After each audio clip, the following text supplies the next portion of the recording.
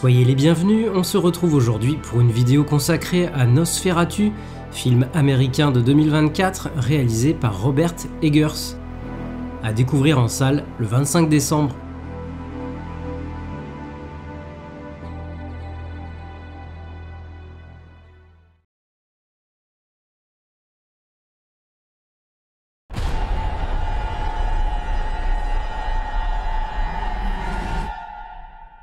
Nosferatu.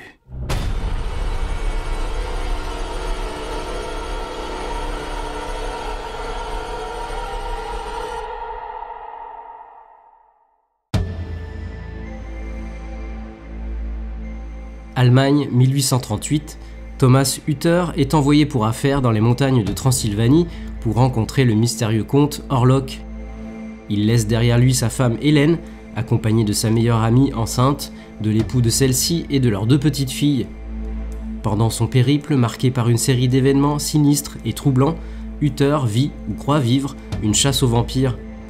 Pendant ce temps, Hélène, de plus en plus tourmentée, subit l'attention inquiétante d'un vampire épris d'elle, tandis que se déroulent des phénomènes macabres et terrifiants.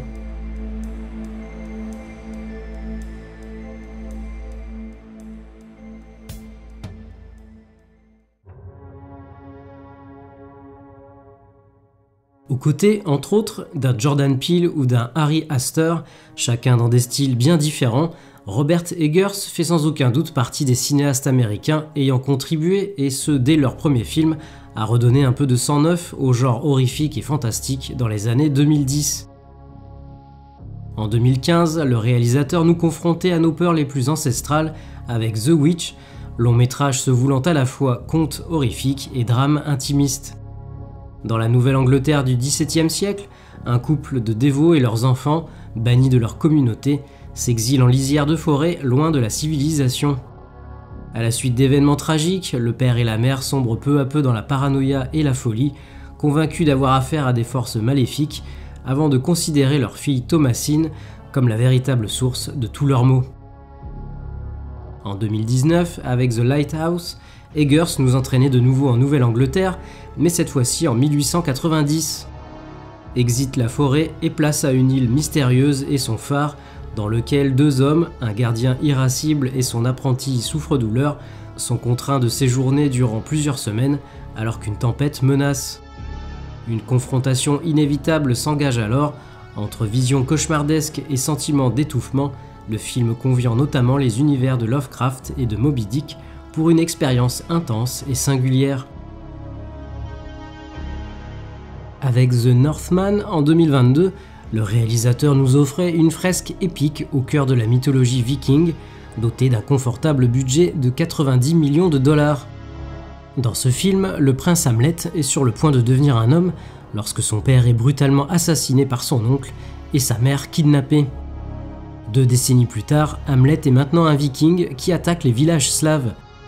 Il rencontre une voyante qui lui rappelle son vœu, sauver sa mère, tuer son oncle, venger son père.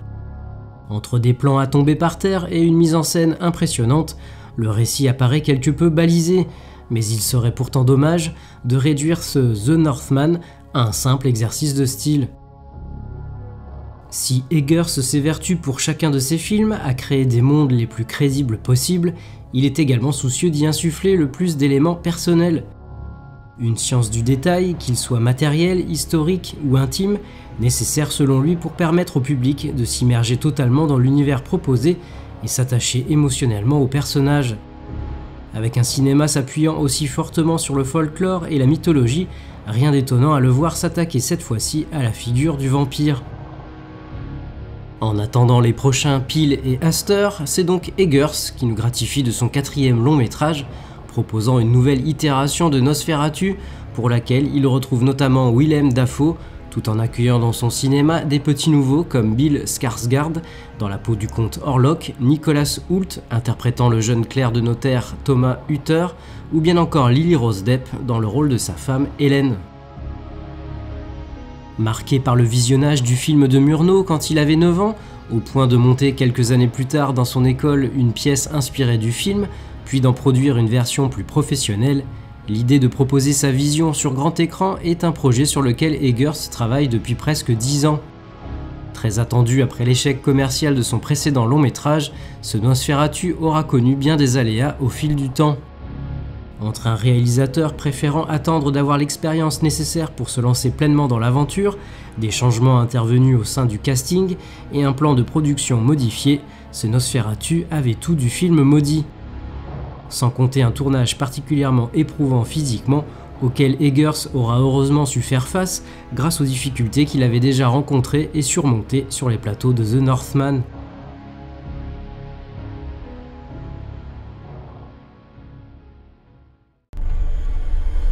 Et devant moi se tenait la mort. Mais je n'avais jamais connu un tel bonheur.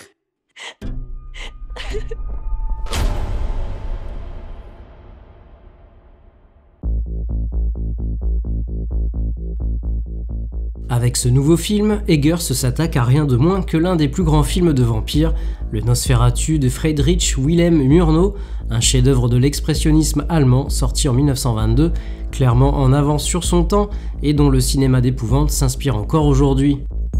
Version simplifiée du Dracula du roman éponyme de Bram Stoker, cette adaptation officieuse, car non autorisée par les détenteurs des droits d'auteur à l'époque, a pourtant failli disparaître de la circulation à la suite d'un procès intenté et gagné par la veuve de l'écrivain, le jugement exigeant la destruction de toutes les copies du film.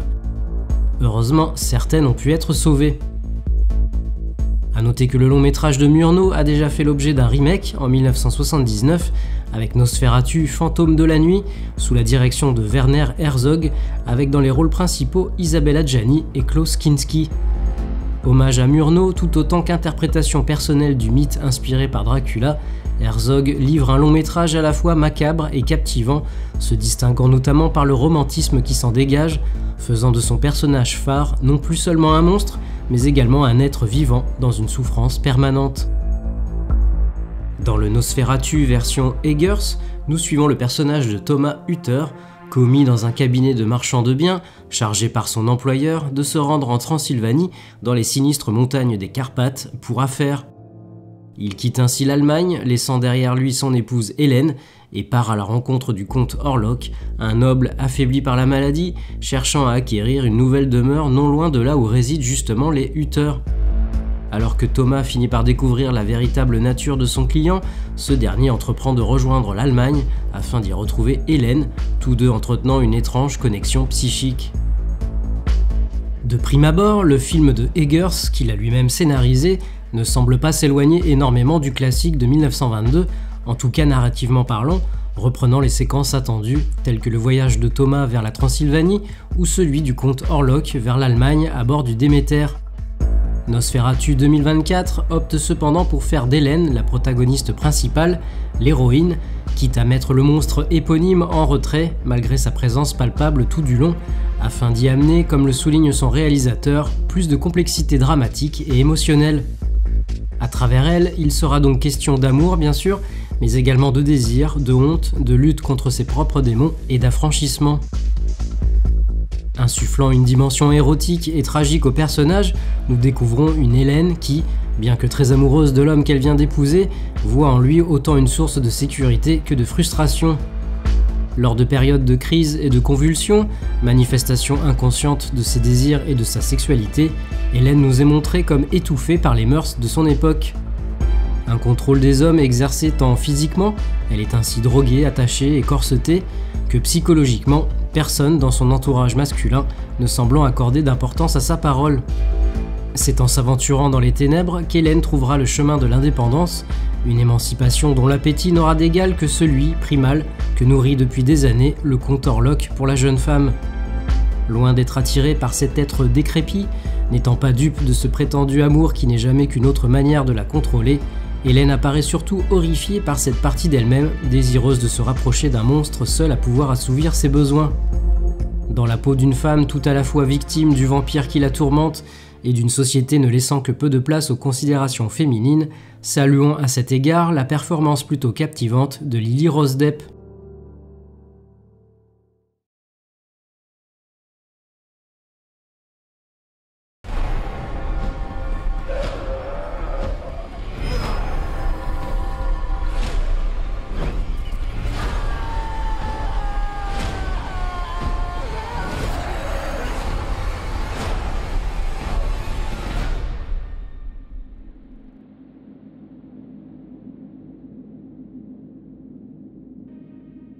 Personnage éponyme, le comte Orlok ne se présente une bonne partie du film que comme une forme lointaine. De nombreuses références sont ainsi faites à la version de 1922, notamment cette ombre d'une main projetée tantôt sur un mur, tantôt sur un visage, avant de survoler la ville tout entière, une manière de figurer une emprise s'étendant toujours plus loin et d'annoncer la venue prochaine du démon. Alors que chez Murnau et Herzog, Orlok consent à entrer quelque peu dans la lumière, chez Eggers, il demeure essentiellement dans l'ombre, invitant alors la spectatrice et le spectateur à scruter les ténèbres et à rester sur ses gardes. Semblant contrôler les éléments et l'obscurité, ses apparitions se font rares, contribuant ainsi à son aura et à la frayeur qu'il inspire. Pas question de révéler ses secrets à Thomas, il ne les réserve qu'à Hélène. Eggers fait le choix de revenir aux origines plus bestiales du vampire. C'est une créature de la nuit, une bête se dissimulant dans l'obscurité, qu'on imagine particulièrement repoussant d'aspect physique, mais qu'on sait doué d'une incroyable force mentale. Il est un esprit manipulateur et pervers qui hypnotise ses victimes et les attire à lui. Le dévolu qu'il jette sur Hélène n'est rien d'autre qu'un désir de la contrôler, son but étant de la dominer psychiquement avant de la posséder physiquement. Orlok se retrouve ainsi réduit à un simple appétit, Eggers n'ayant que faire des quelconques tourments existentiels qui pourraient l'affecter.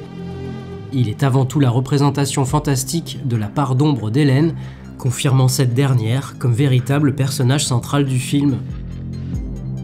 L'apparence donnée au comte Orlok est un autre élément permettant au film de Eggers de se distinguer de ses prédécesseurs. La figure du vampire ayant naturellement beaucoup évolué depuis 1922, le réalisateur a donc choisi de revenir aux sources, au folklore, aux descriptions faites à une époque où les gens ont pu croire à cette créature et la craindre.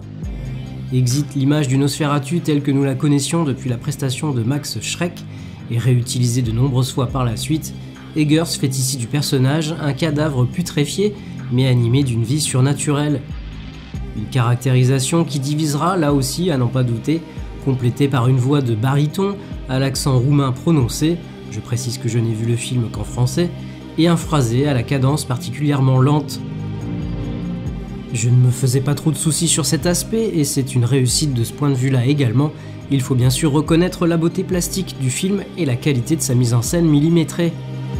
Ayant soigneusement planifié tous les plans avec le directeur de la photographie Jarin Blaschke et le storyboarder, Eggers et son équipe parviennent à concrétiser des images couchées sur papier, offrant des éclairages, des ombres et une mise en scène rappelant les techniques employées par le cinéma à ses débuts, tout en embrassant des technologies plus modernes. Filmé principalement à Prague, dans un 35 mm ultra désaturé, Nosferatu offre ainsi des images posant une ambiance presque hors du temps. Dans ce monde crépusculaire baigné d'une lumière lunaire, Eggers capture l'atmosphère gothique à laquelle il voulait revenir, tout en y injectant des visuels intenses et perturbants, le tout étant souligné par un design sonore nous mettant constamment en alerte. Comme prenant possession de notre esprit, la mise en scène vient alors forcer notre regard et nous faire considérer l'obscurité comme une force bestiale et immortelle.